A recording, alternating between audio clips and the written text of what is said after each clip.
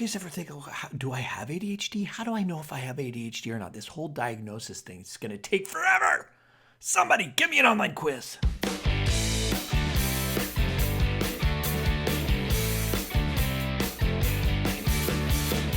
You are listening to ADHD Big Brother, the podcast for adults struggling with their ADHD and comorbid depression symptoms. Yeah. I'm your host, Russ Jones, author of Descending to the Top, believer that you can actually have a smile in your life despite this diagnosis. So let's make some sense out of this struggle. Let's learn some stuff. Let's laugh at some stuff. Ladies and gentlemen, here's some stuff. Guys, hey, thanks for coming over today. Please have a seat. Make yourself... Oh, you don't want to sit down. Okay, sorry. Forgot. You have ADHD. My bad. Hey, please, pace the room. Pick at the walls. Doodle while I talk. Whatever pleases you, my lord. First, let me say a quick how do you do to some Instagram folks that reached out, said hi, gave me some nice compliments on the show, and true to last week's episode, I shall not fall prey to the cognitive distortions of discounting the positive. So I'm going to say thank you. Full of gratitude to Nat and Stimson Molly. Thank you. I really appreciated that you reached out. And also you too, Tommy. Tommy reached out via the contact form on the site. So I thank you, Tommy. Y'all know how to put a smile on my face, and you did it. Well done. And as for everybody else, what are you guys waiting for? I'm literally sitting by my emails waiting for you to say hi. Where are you? Okay. The ADHD diagnosis. This is a real defining moment in a life. The idea that this lifetime of quote-unquote laziness and not having our shit together, the idea that this could actually be because we have something called ADHD and that we just didn't know, so our lives have been unmanaged. The fact that we could actually be able to explain the stuff that we can't explain. We have the most bizarre brains. I know how to do a thing. I can physically do the thing, but I can't do the thing. I cannot actually do the thing. So many books are written on this. Oh, and to the untrained eye, this is textbook laziness. Classic case of get your shit together, dude. To the outsider looking in, it's totally confusing. It's befuddling. Someone is simply choosing not to do this thing. That's so ugworthy. And they think, well, because I've seen you do other stuff, you lazy bones, I've seen you do this exact same thing. I've watched you clean a room, so I know you know how. So just do the thing that you did back then when you did it. And we're thinking, I don't know what that was. I don't know. I'm not just choosing not to do it. I don't know. I don't know how to describe it. That's definitely how we feel inside. And we say the same things to ourselves, right? I mean, I know I can do this, so what the fuck is wrong with me? It makes good sense to seek out a possible diagnosis. I mean, having a better understanding of what's going on in our lives, having something to point to as a cause or a struggle, it's massively helpful because then we have a starting point for intervention, for solving this stuff.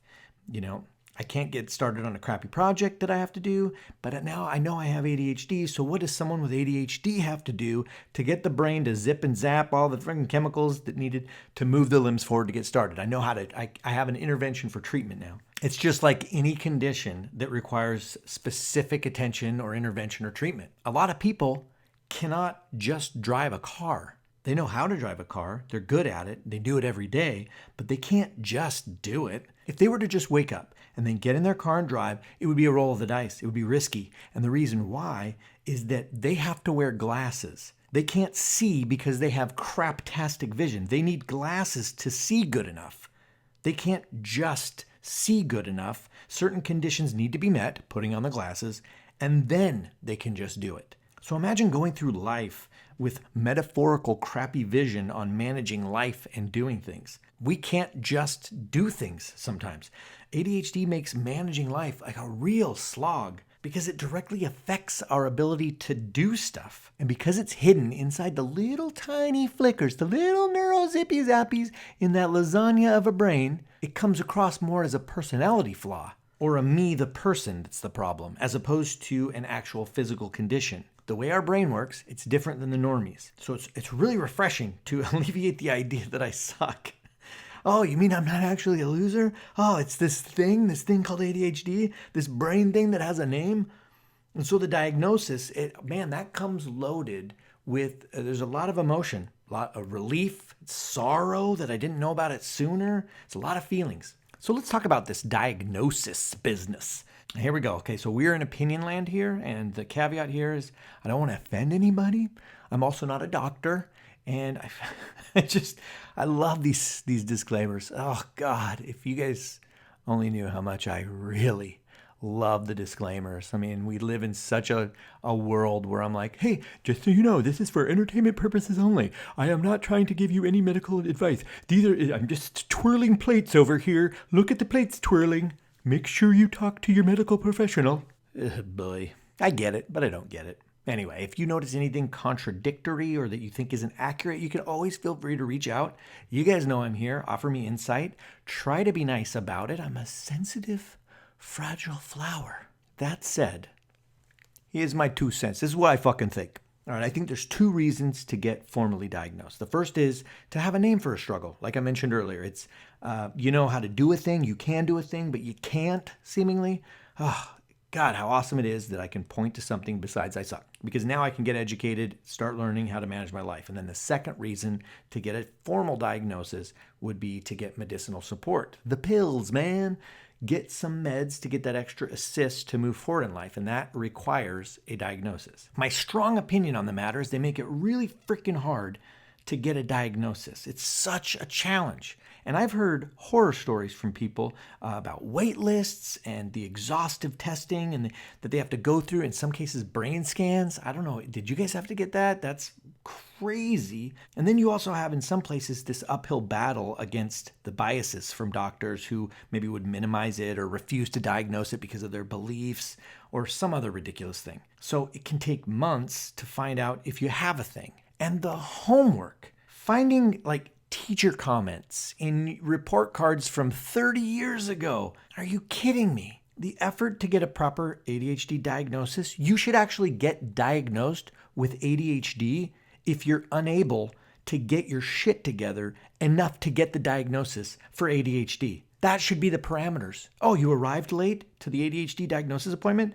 and you forgot your report cards from 30 years ago, and you don't remember what else you were supposed to bring, and you don't know what kind of medical coverage you have, and you don't know what your copay is, and you left your wallet in your car, and you forgot that you also scheduled a lunch with your friend at the same time, and you don't know where your phone is.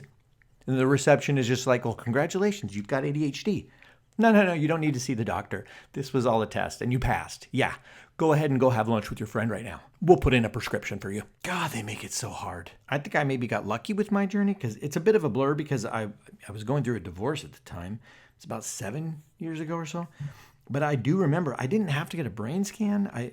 I know I looked at my report cards. I had to drum those up, but none of it was stuff that I had to supply. I just verbally shared it.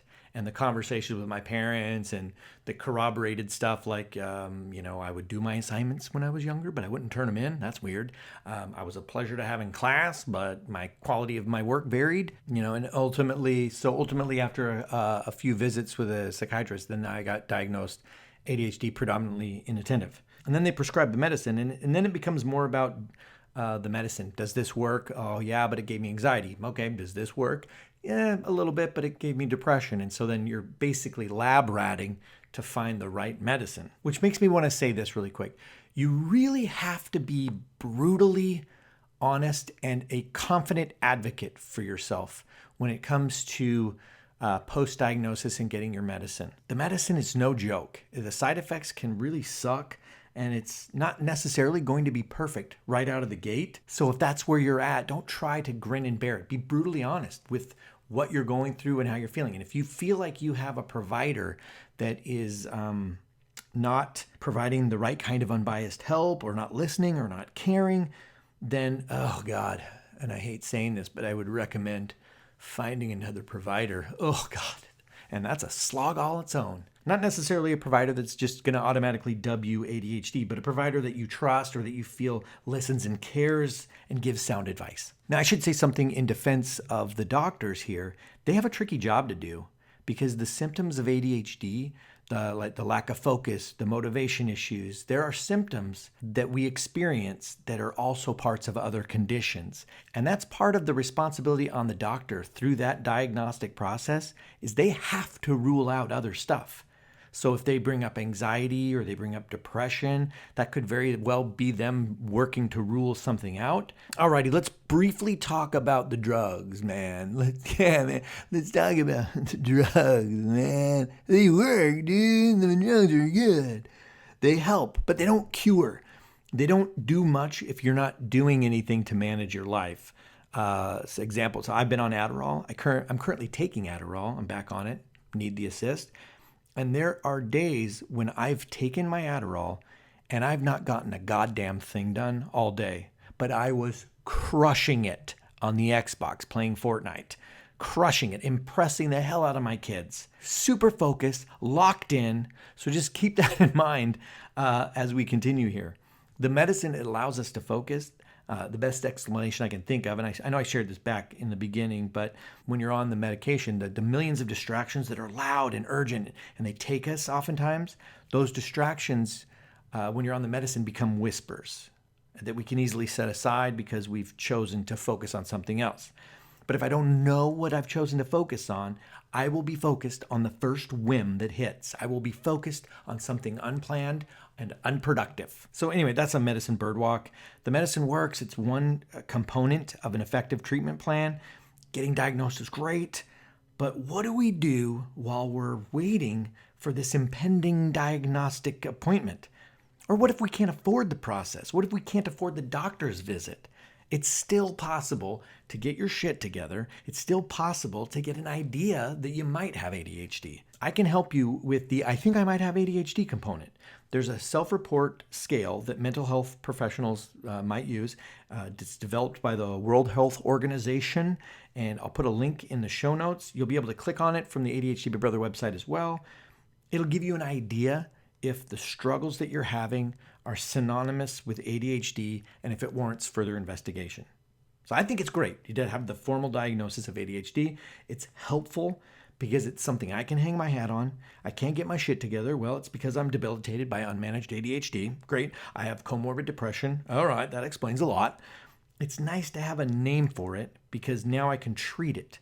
Now I have something to focus on and I can start learning about it and I can hopefully start managing my life accordingly. Now I know that this is about a brain that zips and zaps differently than the society I've been trying to conform to. To them, I fell into this bucket of laziness or being too much, perhaps, and I bought into it. I don't have to buy into that anymore because now I have this answer. So again, diagnosis, yes, great, pursue. And that said, it's never too late or premature, let's say, to start managing your life even as though you have ADHD. You don't have to have an ADHD diagnosis to benefit from the non-medical treatment. The conversations that I've had with people who I've worked with ADHD and people I know, good friends who aren't ADHD, but who listen to the podcast and have implemented the tools and that I've worked with, and they'll say things like, hey man, this stuff that you talk about, this is good advice for anyone. It's not just for ADHD. And my response to that is always like, yeah, okay, that's true. It is. But the thing about normies is that anything will work for a normie. Any advice, motivational things, strategies, any kind of self-help guru thing will work for anybody if they can just do the work. And normies can do the work. They can self-motivate and do the thing. The stuff I teach is specific to people with ADHD because it specifically works for people with ADHD. And it adds elements that normies don't need. A task for a normie can go from A to G. Like A means I'm going to work on a task and G is to get started. They just go right from A to G. Somebody with ADHD needs A, B, C, D, E, F, and G. They need all these steps that lead up to the getting started. These steps will absolutely work for a normie, but they are a necessity for someone with ADHD. So my newest thing that I built for you guys is, well, the first part I didn't build it. It's literally was developed by the World Health Organization. They utilized diagnostic criteria from the DSM, which is the Diagnostics and Statistics Manual of Mental Disorders. It's a thing that's out there. It's used. It's a self-report scale. So I'll give you that. You take the test, get a sense of whether or not you have struggles that line up with ADHD, but we'll take it a step further. You'll get a series of follow-up emails that will guide you through the next steps on your ADHD journey. The first being resources that I recommend, videos, books, part of the education process. My goal here is to get you moving forward. I don't believe you need a formal diagnosis in order to move forward, to get your shit together. So I'll help you to get your shit together. Let's roll up our sleeves together and I don't know, do we need rubber gloves? How bad is it? I don't care. I'm in. I'm game. Let's go. You can get to a place where once you finally have your diagnosis and then perhaps you have your medicinal support, now you already have your strategies and tools that you've learned, you've practiced, they're in place, and the medicine will aid you in getting it all done. And that's going to wrap it up this week, guys. Good luck on your journey. Click on that link, or you can go to ADHDBigBrother.com, get the ADHD test. Let's just get started on how to get started, because getting started is really freaking hard for us. And in the meantime, remember, be cool to yourself. Reach out if you have any questions, comments, or concerns. And I hope you have a fantastic week. And I'll talk to you later.